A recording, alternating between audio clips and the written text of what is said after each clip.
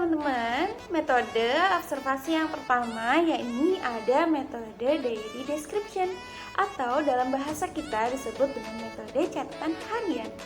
Metode daily description atau metode catatan harian ini sendiri merupakan salah satu metode dalam observasi yang dimana hasil pencatatannya berupa narasi. Dalam studi kasus sendiri nih teman-teman, metode ini digunakan untuk menangani anak-anak maupun kasus spesial. Sedangkan dalam penelitian etologis digunakan untuk mengamati hewan yang tidak dapat berbicara, namun hasilnya dapat diterapkan kepada manusia. Nah, kemudian selanjutnya ada kelebihan dan kekurangan dari metode ini sendiri teman-teman. Coba kalian cek langsung saja ya. 1, 2, 3.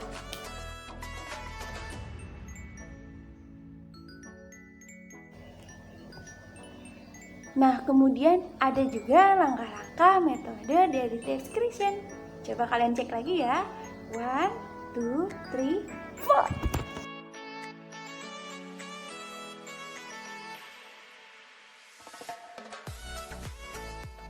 Itu ada metode anecdotal records, di mana metode ini merupakan pencatatan terhadap respon verbal atau perilaku yang bisa dilakukan setiap saat.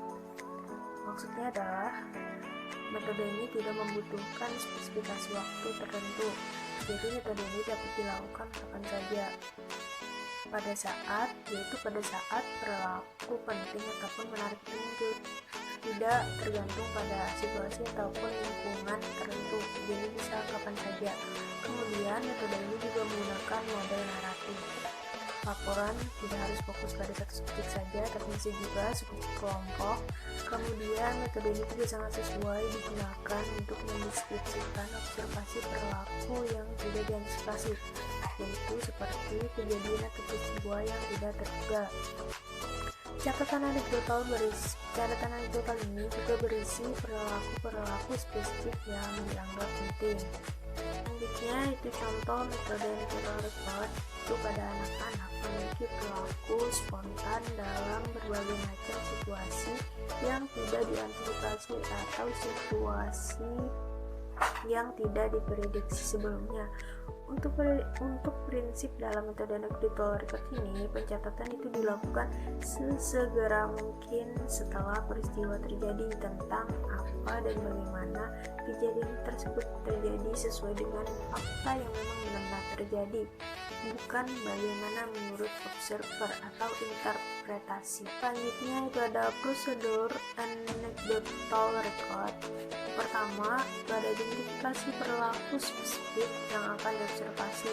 Yang kedua, lakukan pencatatan sesegera mungkin setelah target perilaku spesifik muncul. Yang ketiga, cantumkan perkataan subjek yang mengidentifikasi setting, waktu, lokasi, dan perilaku dasar. Keempat, saat mencatat sertakan pula respon orang lain terhadap perilaku atau perkataan dari subjek observasi.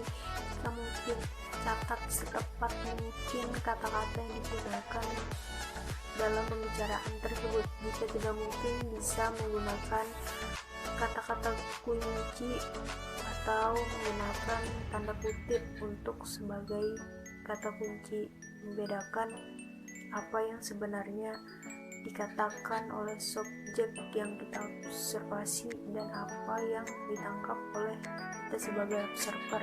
Yang terakhir, kelima, itu perhatikan mengenai urutan dari episode, di mana anekdot itu terdiri dari 3 episode, yaitu awal, tengah, akhir. Bagian awal itu berisi setting dan bagian akhir itu berisi deskripsi atau kesimpulan suatu periode. Selanjutnya yaitu metode pengamatan atau metode observasi time sampling. Metode observasi time sampling adalah metode pengamatan terhadap perilaku tertentu sesuai dengan tujuan observasi pada interval waktu yang telah ditentukan. Metode observasi time sampling sangat berhubungan dengan perilaku yang muncul, frekuensi dari perilaku yang muncul, dan durasi dari perilaku yang muncul. Definisinya adalah, yang pertama, subjek diobservasi dalam waktu yang relatif pendek. Artinya bahwa observasi ini adalah observasi yang tidak memakan waktu lama. Kemudian yang kedua, efektif digunakan untuk overt behaviors atau untuk perilaku terbuka, sehingga memudahkan untuk mengetahui perilaku-perilaku yang muncul dari tujuan observasi yang telah ditentukan. Kemudian yang ketiga, efektif dilakukan pada pengamatan perilaku yang sering muncul, karena durasi waktu yang tidak terlalu lama atau relatif pendek, sehingga metode ini sangat efektif digunakan untuk perilaku yang sering muncul. Berikutnya, ada panduan dalam melakukan observasi dengan metode time sampling.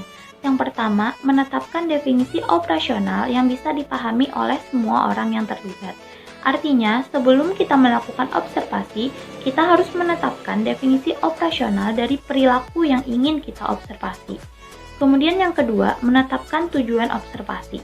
Tujuan observasi berfungsi untuk memfokuskan kita pada perilaku yang ingin kita amati, sehingga hasil pengamatan kita tidak melenceng atau tidak keluar dari perilaku yang ingin kita amati. Kemudian yang ketiga, membuat struktur time sampling. Struktur time sampling sendiri berfungsi untuk memudahkan peneliti dalam melaksanakan pengamatannya. Kemudian yang keempat, ada hal penting yang perlu dipertimbangkan dalam metode time sampling adalah panjang interval atau durasi waktu yang kita butuhkan untuk melakukan pengamatan, kemudian jarak antar interval, dalam berapa menit sekali kita ingin melihat perilaku tersebut muncul. Misal, dalam durasi waktu 1 jam, kita ingin melihat per 10 menit. Jadi, kita akan menetapkan interval atau jarak antar interval tersebut adalah 10 menit dalam 1 jam. Kemudian ada jumlah interval waktu. Jadi, dalam 1 jam itu kita ingin berapa kali melihat interval waktu atau melihat perilaku yang muncul. Sehingga kita menetapkan, semisal dalam 1 jam itu kita menetapkan ada 6 interval waktu. Itu berarti per 10 menit dalam 1 jam kita akan melihat perilaku yang muncul pada subjek. Apakah perilaku tersebut muncul? Berikut ini kami memuat tabel penelitian time sampling yang dimana dalam tabel tersebut ada indikator perilaku, kemudian deskripsi, kemudian ada menit-menit keberapa saja perilaku tersebut muncul, kemudian ada frekuensi kemunculan perilaku. Pengamatan ini adalah pengamatan tentang perilaku bermain pada anak usia kurang lebih 2-3 tahun. Metode yang selanjutnya yaitu metode event sampling. Metode ini berfokus pada pencatatan observasi perilaku yang ditarget. Mencatat observasi sedetail perilaku ketika muncul. Ini bisa mencatat sebab perilaku, akibat perilaku maupun gambar lain tentang perilaku yang ditarget. Teknik ini juga bisa menggabungkan teknik narasi dan time sampling. Artinya, menggunakan teknik time sampling tapi diperkaya dengan mencatat hal-hal lain yang berkaitan dengan target perilaku. Itu guideline teknik event sampling. Itu yang pertama, berdefinisi personal yang jelas tentang perilaku yang akan diamati. Yang kedua, pahami perilaku yang ditarget. Yang ketiga, tentukan jenis informasi yang dibutuhkan, misal durasi, situasi, kategori, dan lain-lain. Keempat, buat catatan itu semudah mungkin dengan tetap menyediakan tempat untuk narasi tambahan. Terakhir, penggunaan singkatan yang mudah dimengerti dapat memudahkan kita selaku observer. Kelebihan teknik event sampling itu yang pertama, menyediakan struktur yang detail mengenai perilaku yang diobservasi. Yang kedua, lebih menyeluruh dalam observasi suatu perilaku karena menyediakan bentuk naratif sehingga perilaku yang diamati dapat menjadi lebih kaya, yaitu penggabungan antara narasi dan time sampling. Kemudian yang ketiga, perilaku yang akan diamati dapat dikodikan sebelumnya, yaitu kita bisa memberikan singkatan yang dikasih tanda kutip tadi. Di sini saya akan menjelaskan tentang metode observasi checklist, yang mana metode observasi checklist di sini itu mampu memberikan keterangan mengenai muncul atau tidaknya suatu perilaku yang diobservasi dengan memberikan tanda checklist. Jika perilaku yang diobservasi itu muncul, metode observasi checklist ini juga merupakan metode informal, di mana observer sudah menentukan sebelum terjun ke lapangan apa saja indikator yang ingin diteliti. Selanjutnya akan menjelaskan keunggulan dan kelemahan dari metode checklist ini. Yang pertama itu keunggulan dari metode checklist adalah strategi yang sederhana dan relatif mudah. Yang kedua, merekam dengan cepat dan efisien, serta kebutuhan energi observer itu minimum. Yang ketiga, keterampilan yang dibutuhkan oleh observer itu relatif lebih sederhana. Yang keempat, setelah dilakukan cek terhadap perilaku dapat ditambahkan catatan tertentu. Yang kelima, itu metode checklist lebih mudah diolah dalam lembar komputasi atau dalam proses kuantifikasi.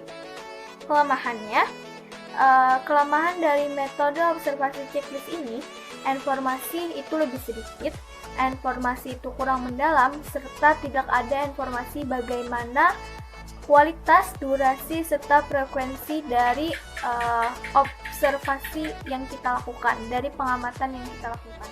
Selanjutnya tentang panduan checklist, itu bisa kalian baca di atas kiri. Di sini saya akan melanjutkan tentang contoh dari observasi checklist. Bisa dilihat di layar identitas dari subjek dan juga penulisan tabel atau indikator yang ingin kita amati.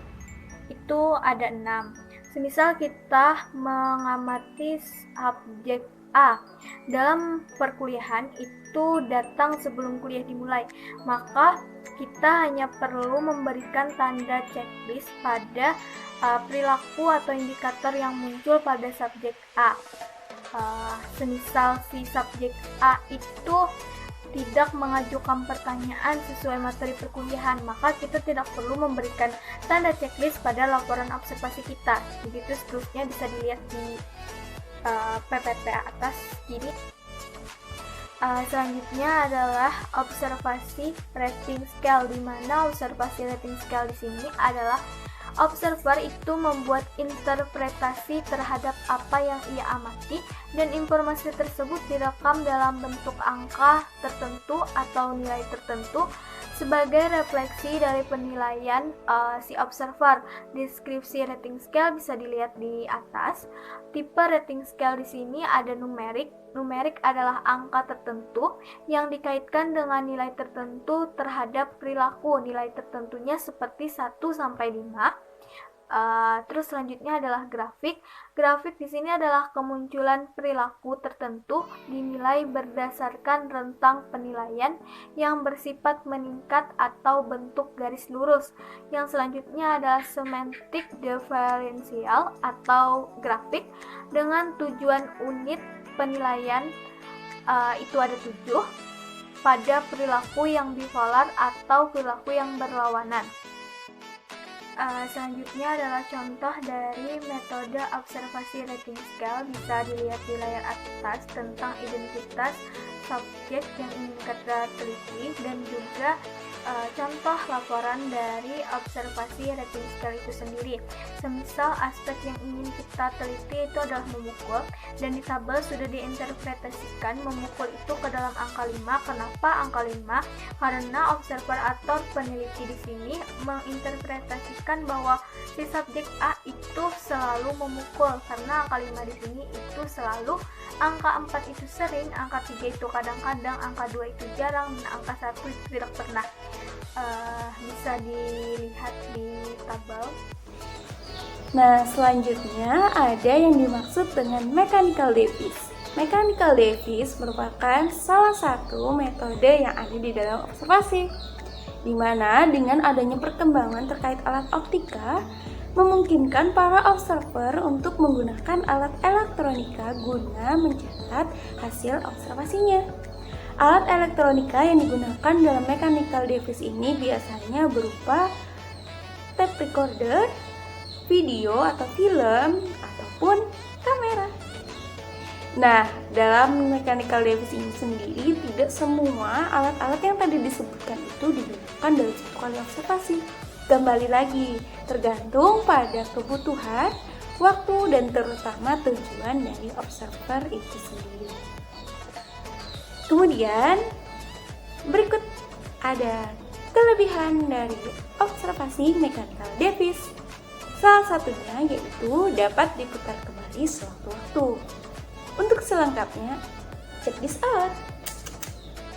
Selanjutnya ada kekurangan dari mechanical device.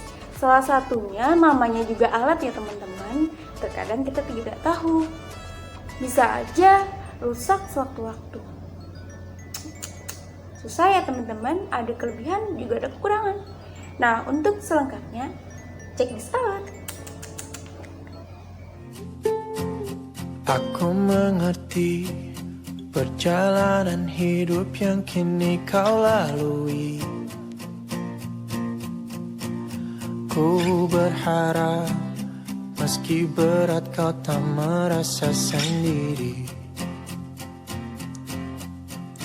Kau telah berjuang menaklukkan hari-harimu yang tak mudah. Biar ku menemanimu membasuh